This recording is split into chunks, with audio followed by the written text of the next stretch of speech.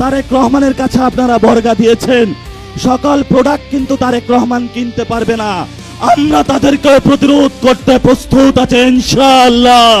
প্রিয় বাংলাদেশ, আপনারা জানেন যে নির্বাচনটি হয়েছিল, সেই নির্বাচনের মাধ্যমে গত 17 বছর আমরা অপেক্ষা করেছিলাম বাংলাদেশে গণতন্ত্র প্রতিষ্ঠা হবে, কিন্তু 12ই ফেব্রুয়ারি বাংলাদেশে যেটা প্রতিষ্ঠিত হয়েছে সেটা গণতন্ত্রের বদলে বাংলাদেশে জিয়াতন্ত্র প্রতিষ্ঠা করা হয়েছে।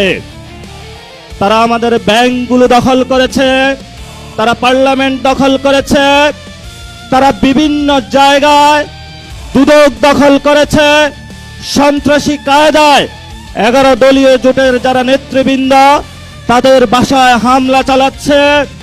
জনগণের যে অধিকার রয়েছে, যেই ভিত্তিতে জনগণ ভোট দিয়েছিল, জনগণের হাতে এখন বালতি ধরিয়ে দিয়েছে, রাস্তায় সিরিয়াল ধরিয়ে দিয়েছে। আমরা যেখানে নিশ্চিত চেয়েছিলাম বাংলাদেশের মানুষ, ব্যবসায়ীরা নিরাপদ থাকবে, আজকে একজন ব্যবসায়ী আমাকে বলছেন 6টার পরে হলো দোকানে কাস্টমার আসে, 6টার পরে হলো সরকার আমার দোকান বন্ধ করে দিয়েছে। পেট্রোল পাম্পের সামনে গিয়েছি, একজন পাঠা উবার চালক আমাকে বলছেন আমি বাইক চালিয়ে হলো টাকা ইনকাম করে আমার সেই গ্রামে বাচ্চাকে পাঠিয়ে থাকি, সারাদিন সিরিয়াল ধরে থাকি, যখন পেট্রোল পাম্পের সামনে যাই বলা হয় যে তেল নাই, আবার সন্ধ্যায় সিরিয়াল ধরি, আবার বলে তেল নাই। তাহলে আমি সংসারটা চালাবো কিভাবে?